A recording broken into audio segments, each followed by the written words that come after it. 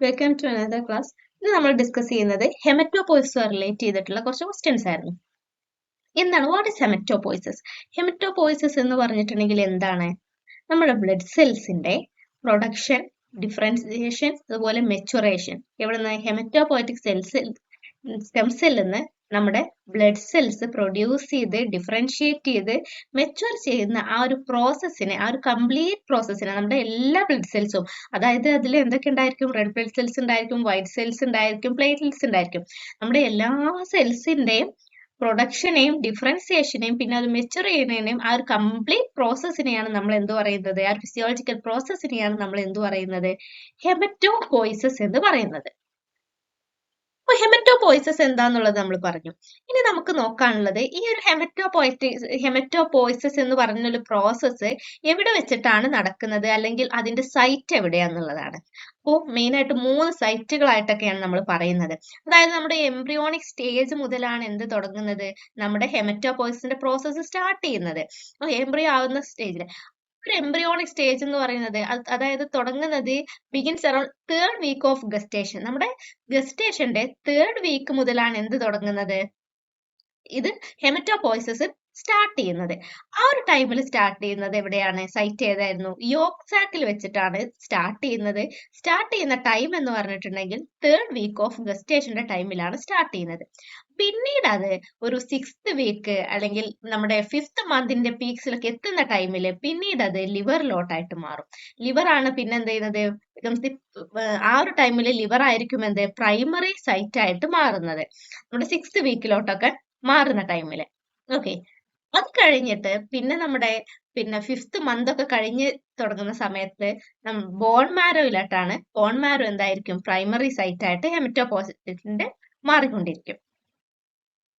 ആദ്യം അത് ഒരു 3rd വീക്കില് യോക് സാക്കിൽ തുടങ്ങിയിട്ട് പിന്നീട് അത് ഒരു 6th വീക്ക് ആവുന്ന ടൈമിൽ ലിവറിലോട്ട് പ്രൈമറി സൈറ്റ് ആവും.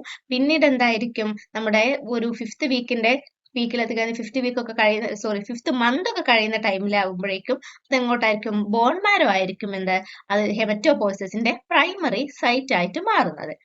ഓക്കെ, നമ്മൾ പറഞ്ഞു ഹെമറ്റോപോയിസസ് എന്ന് പറഞ്ഞിട്ടുണ്ടെങ്കിൽ എന്തായിരുന്നു? നമ്മുടെ ബ്ലഡ് സെൽസിന്റെ പ്രൊഡക്ഷനെയാണ് നമ്മൾ എന്ത് പറയുന്നത്? ഹെമറ്റോപോയിസസ്.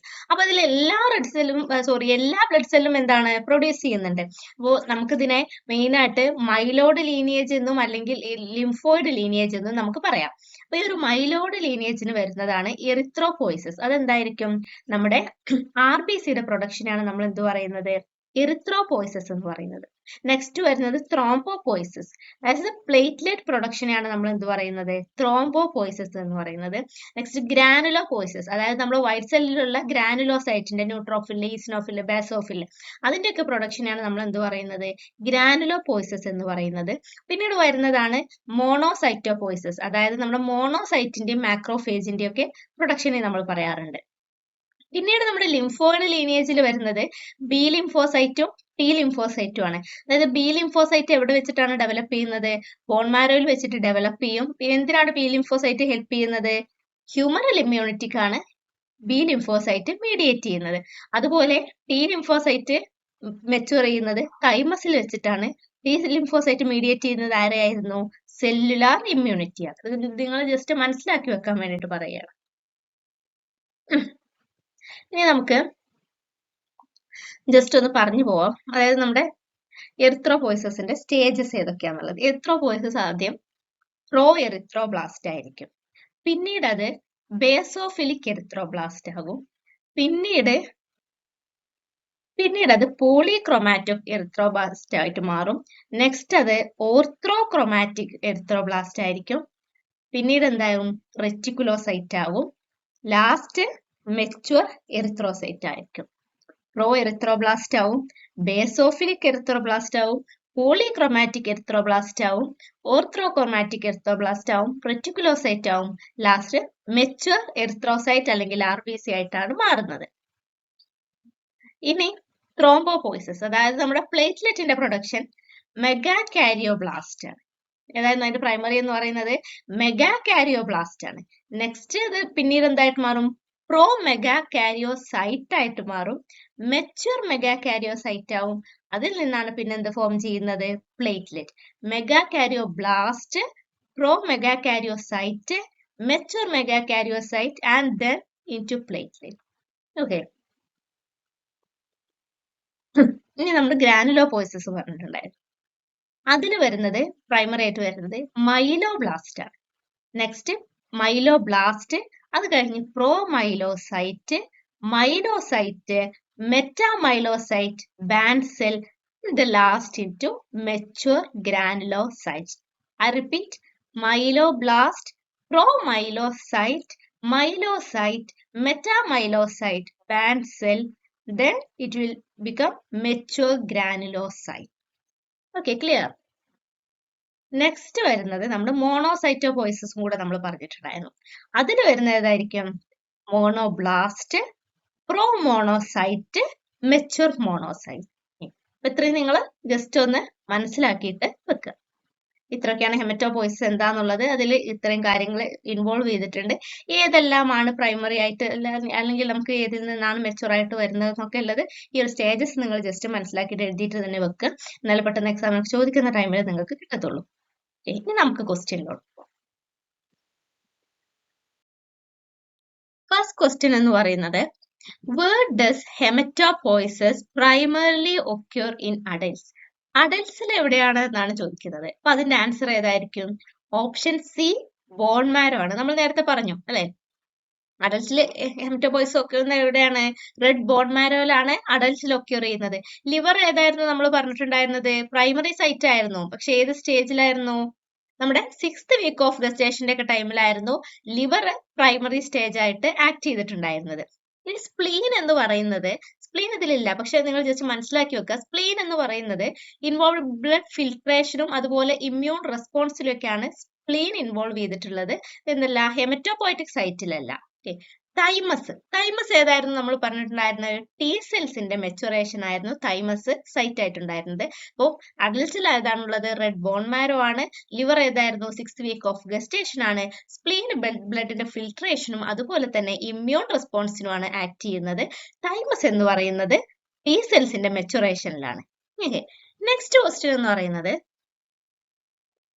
which of the following cell is the precursor for a red blood for all blood cell type?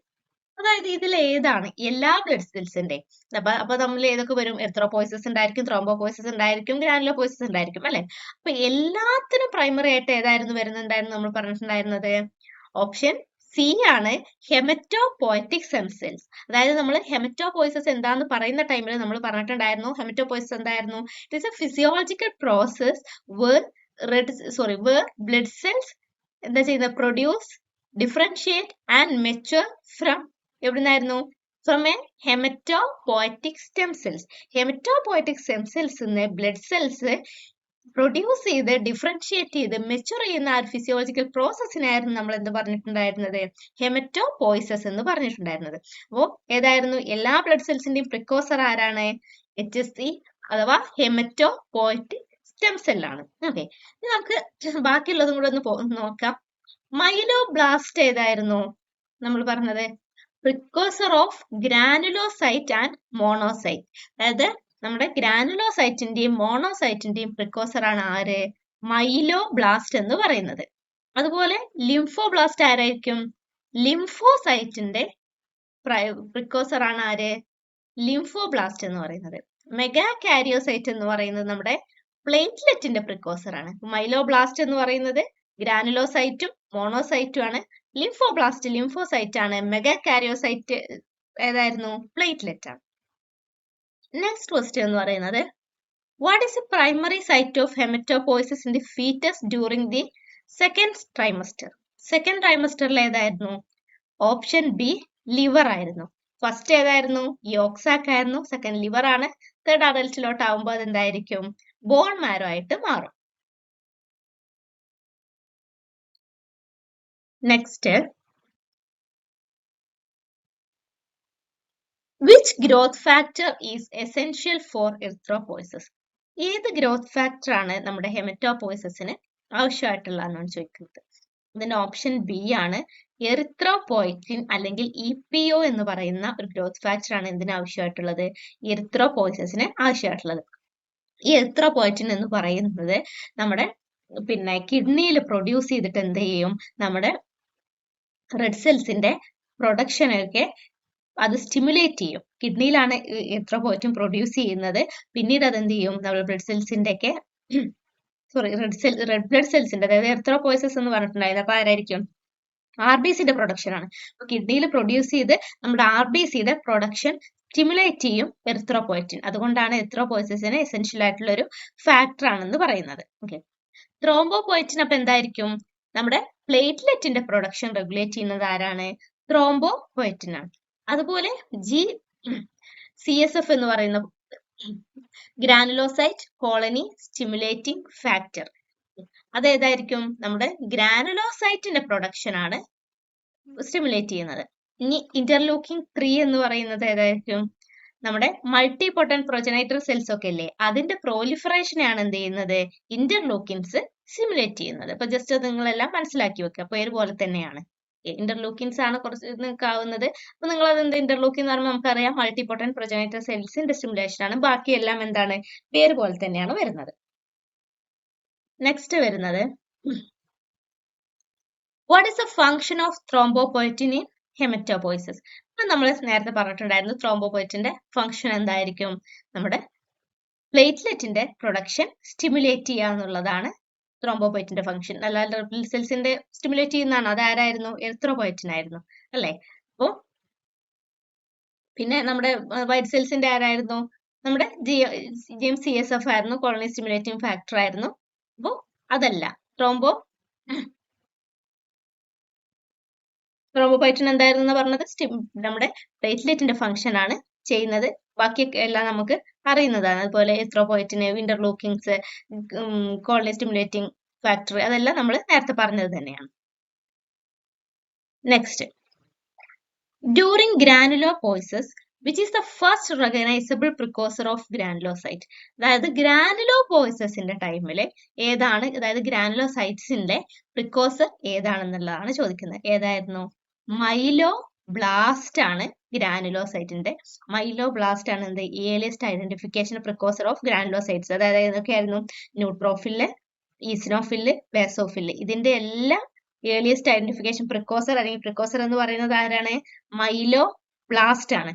Okay, അപ്പൊ പ്രോ മൈലോസൈറ്റ് എന്തായിരുന്നു, നെക്സ്റ്റ് സ്റ്റേജ് ആണ്. പ്രിക്കോസർ ആരാണ്, മൈലോ ബ്ലാസ്റ്റ് ആണ്. പ്രോ മൈലോസൈറ്റ് എന്താണ്, മൈലോ ബ്ലാസ്റ്റ് കഴിഞ്ഞിട്ടുള്ള നെക്സ്റ്റ് സ്റ്റേജ് ആണ്.